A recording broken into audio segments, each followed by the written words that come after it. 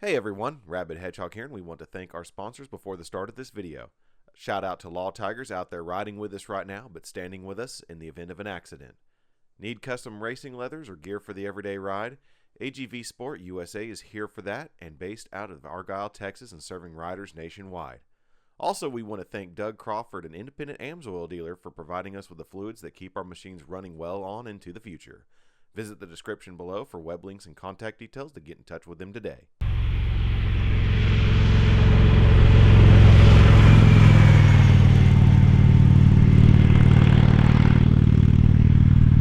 What's up, everybody? Still here at Texas Motor Speedway in Fort Worth, Texas, riding around on Royal Enfields today. I've moved from the Meteor to the Himalayan to the Continental GT, and finally we are at the Interceptor 650. Boy, wouldn't it be just hilarious if I could sneak up there, huh? Yeah, one of these days. Rumble tunnel. Anywho, back to the Interceptor here. Now, I just got off the Continental, and the Continental, one of the things about it is that cafe racer style machine. So when it comes down to that, it's a little bit more aggressive, a little bit more pushed down into your hands on that weight and everything like that, so you have a little bit different weight distribution. But here on the Interceptor, we got the same engine. We got the 650.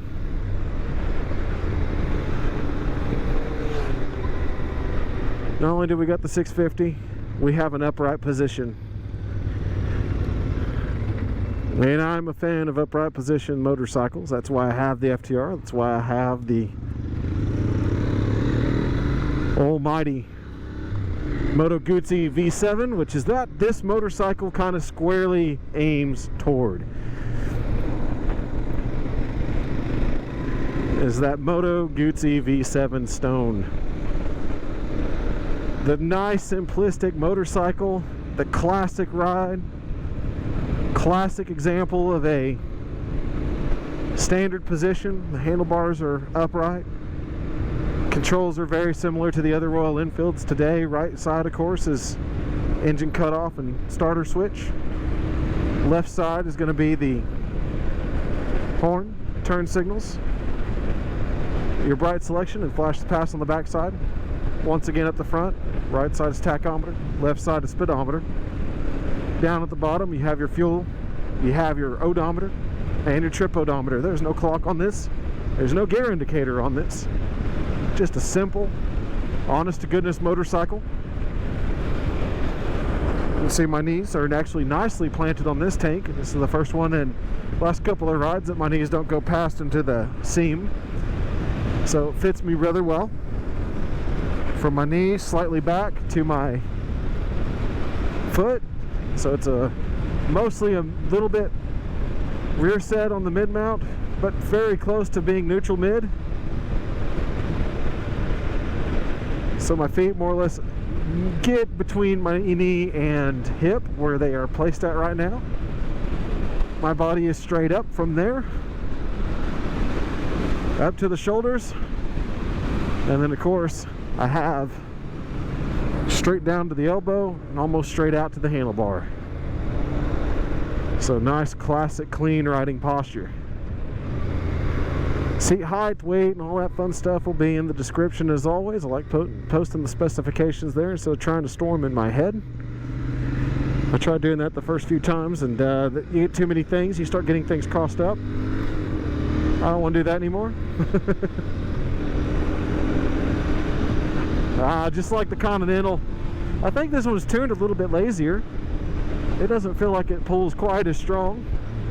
Of course, that's fine if it is. If it's not, then it just feels a little bit differently due to the seating posture and the way the motorcycle wants to go. Definitely feels a little bit lazier. The suspension feels a little bit softer. It's not as tight. Once again, it's a standard front fork, adjustable on the rear for preload and such. Do have a 7500 red line, just like the Continental GT.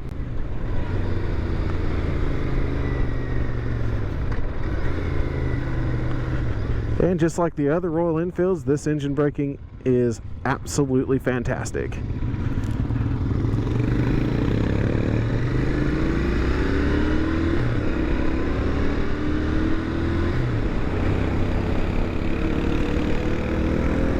This little 650 has really good power. I liked it on the Continental GT and I'm liking it here too. It really is a mid performer. Anything over 4, it really likes to get it. It's got some good pull to it.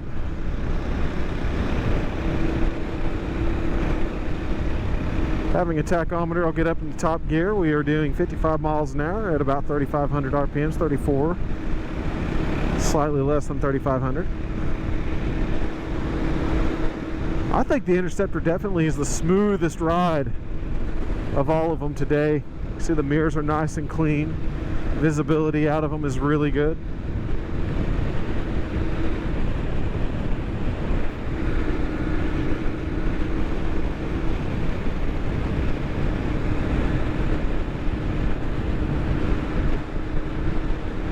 Rides really well. I mean, it's just nicely planted in tracking. Everything feels good on it too. It looks really good. I like the matte colors they have on this one. This one's silver black and kind of a neat little, kind of a unique blue stripe there, or aqua or sea mist green, don't know what to call it, but it's a very unique coloration and I really like it. You don't really see that kind of coloration on motorcycles at all, and it brings out a character in this because it's just really nice and easy riding. I forgot to mention there's your button to change your odometer right there, but since it only goes between odometers, I'm not going to worry about it on this ride.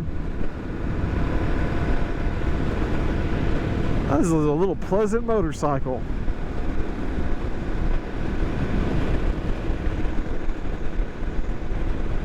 Definitely falls back into the standard position of riding and standard style ride that I like to do.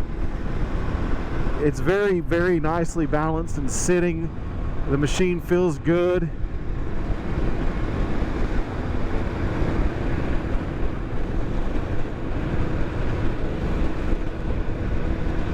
The fit and finish is really nice on it.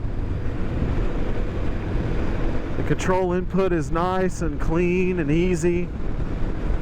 The turning is wonderful. I'm just kind of checking the steering head there, and it's a nice, tight, nice and responsive. It's not lazy at all. It does know how to get its act together real quickly. It knows how to steer really nicely. There's no fighting anything weird or anything like that. No binding. We'll test it on some corners here in a moment. Going over the roads, it feels nice and comfy. It is much softer suspension. It's a pretty good balance. It's about as balanced as the Moto Guzzi. I would say it's got a little more jitter to it. So not quite as sporting as the Goose, but it is very, very well done. I would say versus maybe the Triumphs and stuff like that, it's also a little softer as well. So like I said, you do get a little bit of suspension jumping, but that's no big deal. Feel that a lot on traditional forks, especially on motorcycles designed this way and kind of light this way. And I love the compression braking or engine braking, whatever you want to call it, roll-off braking. Like I said, transmission is nice and spot on. The downshifts are precise. Matching your throttle is perfect and easy to do. The engine communicates super, super well.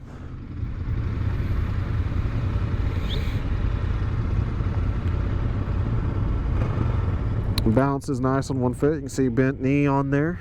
Pretty low seat height on it again. Getting to sit in some Texas heat here, so hopefully we'll get an idea on if it gets hot or not. I actually like this hand grips. They're kind of got this diamond pattern in there. I don't know if the GoPro sees that or not, but it's has this nice tactile feel to it.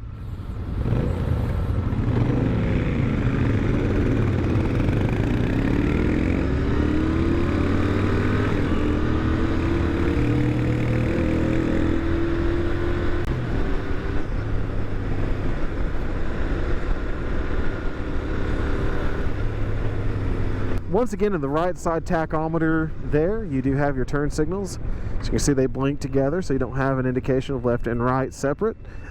You do have your bright, your ABS, your oil.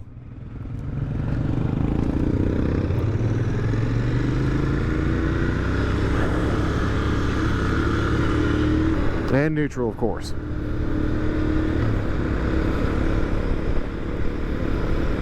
I'm going over them because I want to feel it. Really, it is planted. It does really well over those bumps. Like I said, everything is really well laid out on this thing. The clutch is nice and light.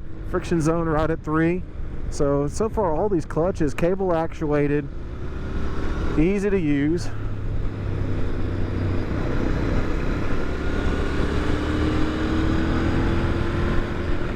Motorcycle turns quite nicely.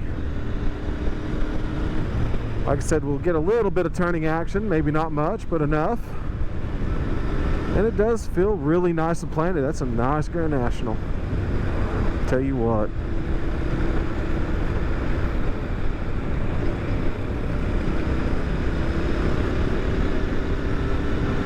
But I like how sharp everything feels. It feels so well done. Transmission's going right in, not notchy whatsoever.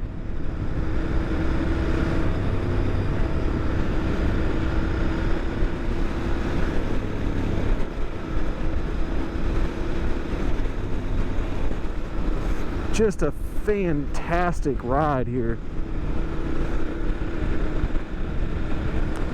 And I just love the seating position right now, because you go from, you know, just a cruiser style, slightly forward, to a ADV, to a more aggressive cafe style, and then you're just back on comfy and cozy. And this little engine has plenty of pep in its step. I mean, it's not as powerful as, say, the Z650s or anything that are out there.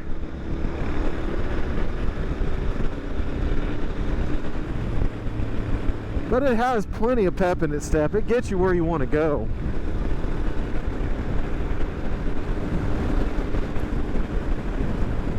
That 6-speed is a good transmission.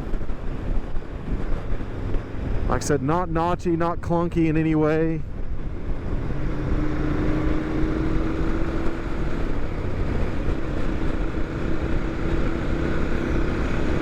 Rides just really, really, really well, and I really am enjoying this right now.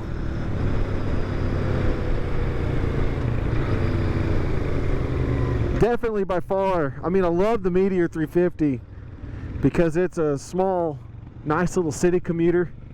Great for getting around, great for a first motorcycle. You know, one of those great motorcycles for grocery getting, but this one's like, this one should be the GT, the Grand Tourer. So the Interceptor. The other one should be the Interceptor. I think they should switch the name, because the GT is more aggressive, as you can see. Oh, I can't get out of your road. It's not getting fast enough. Oh, you're good. Don't worry about it.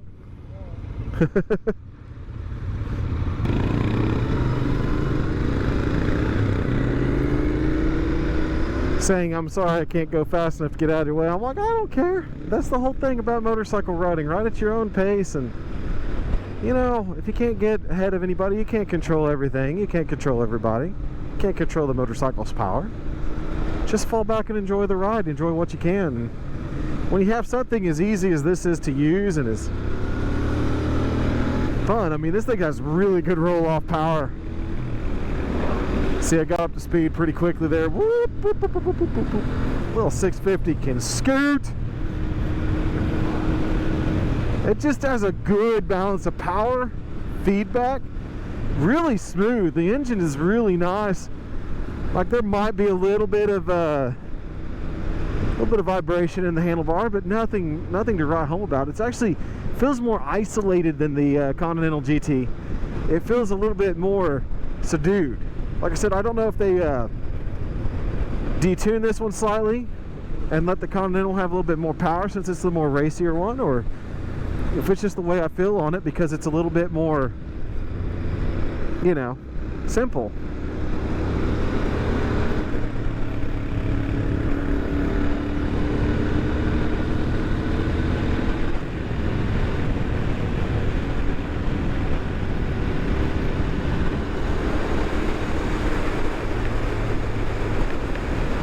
But it turns really good. It tracks really well through the turns. You don't have to worry about any like weird jittering or the wheels trying to go off on their own weirdness. Traction is really good on it. Just feels right. Just feels like a motorcycle should.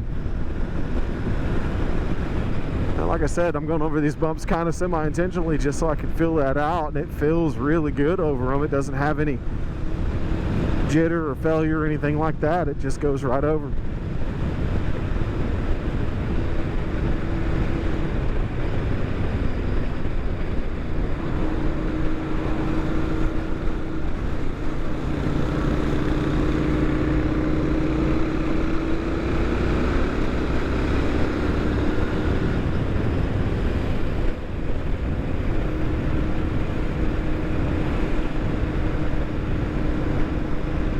Super easy riding machine, really nice and laid back, just like I like them when I want to go on a nice just cruise around and fun time.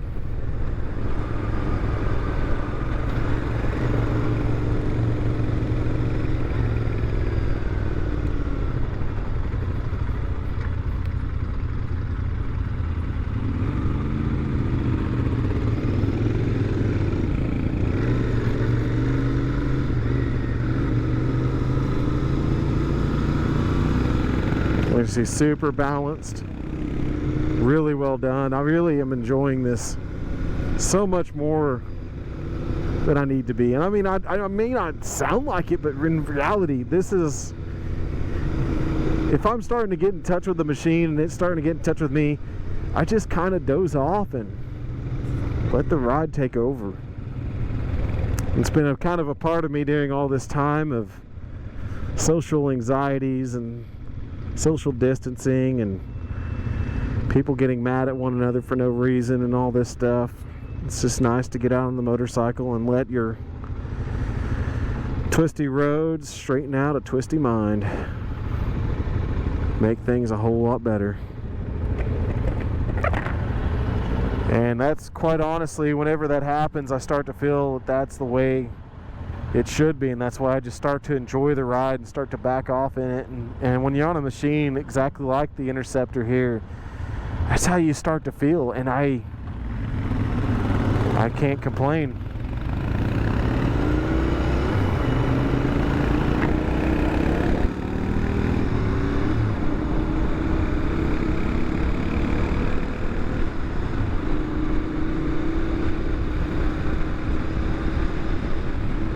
It just feels so great. I mean, this and the Meteor both melded to me really quickly, where I can feel the way the engine's working, I can feel the way the motorcycle wants to ride, I can feel when it says I'm done, I can just feel it out so well that I feel like I just kind of molded into my own machine, and that I have become part of this machine. And I can't complain about that. That's how motorcycling should be, is you become one with the machine. You figure it out, and it figures you out too. I think they all have their own personalities, their own souls. This ride's so good though.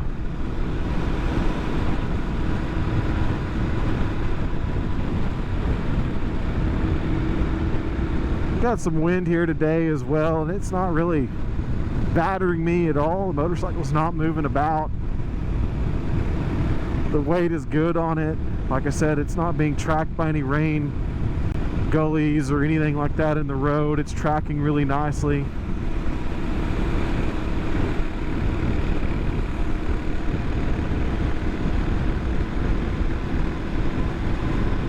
It feels right. Ride's right. I mean, this would be a fun one to have in the garage as well. Man, I don't need 6 motorcycles. I mean 5. I mean, if I had the Meteor 6, I don't know. I don't need to stop.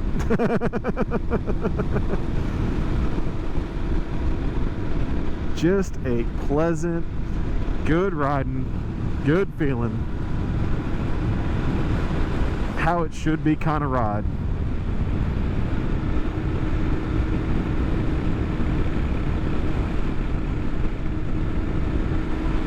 And I'm really grateful that I was able to finally test out every Royal Enfield in a day, back to back to back to back.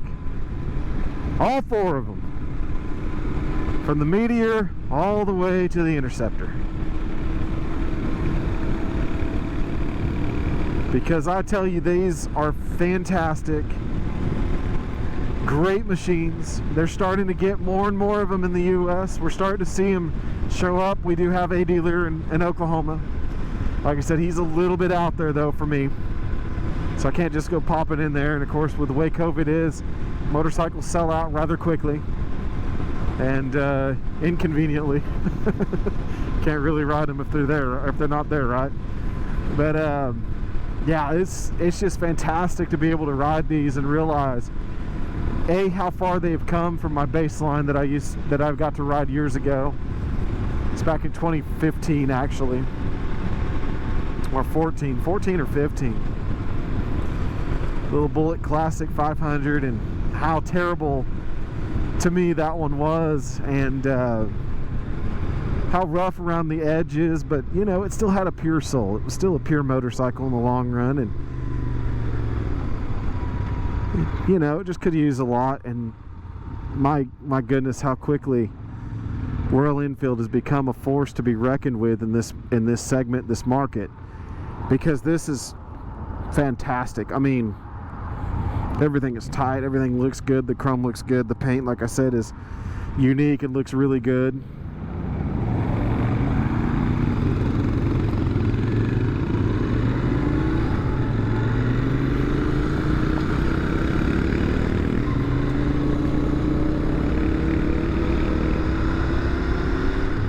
Tracks the road just fine, goes over those big old bumps like that just fine. It just rides so well and respectable, and the engine has a ton of, how do I put it? It has a ton of potential to it. I think they could even get it a little bit more. I think they could, like I said, the GT I think has that, but I think it could still go a little bit more. And they actually use these things, the GTs and Interceptors and stuff, as their flat track motorcycles. So this is what they're racing in the AMAs now, and that's a pretty cool deal that they're going to come into a all-American classic sport like that. We'll see if they can challenge the current crop, the Indians.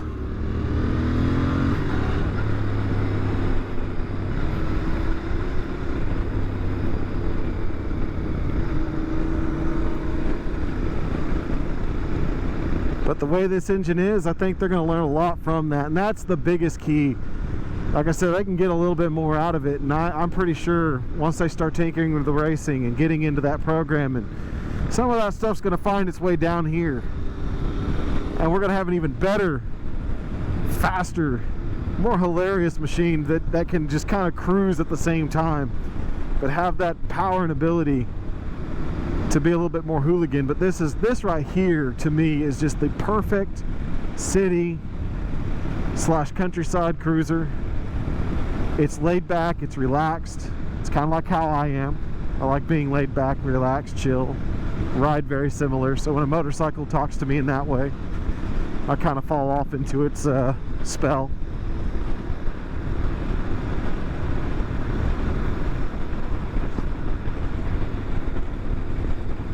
I'm just really enjoying it. Really think it looks good. And really, I cannot wait for more Royal Enfields, and hopefully some to show up around Oklahoma City so I have more chances to get on the back of them and take them out and enjoy them. Because I think people really need to know about who they are, where they come from. They've been around since 1901. Been around as long as Indian, only the difference is they never stopped making them. They did transfer where they were built at. Built in India now, but That doesn't mean anything at all. It just means that after the war and everything, the tooling was already there. Why not keep them going there? Make it a little easier, because that's who was buying them. And these things are highly popular over in that area. And they're making a very good effort at bringing in some amazing machines to the United States. And this Interceptor is one of them. Quite an enjoyable ride. So at any rate, once again, this is the Rabid Hedgehog on the 2021 Royal Enfield Interceptor 650.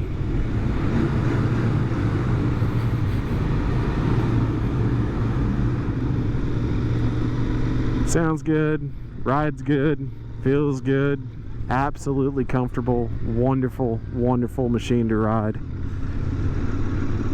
If you guys are looking for your first machine, your first ride, man, I would have fought for this one to be my first machine. So it'll be a great place to start, and to just keep on keeping on. So at any rate, keep that shiny side up, folks, and we'll catch you on the next ride.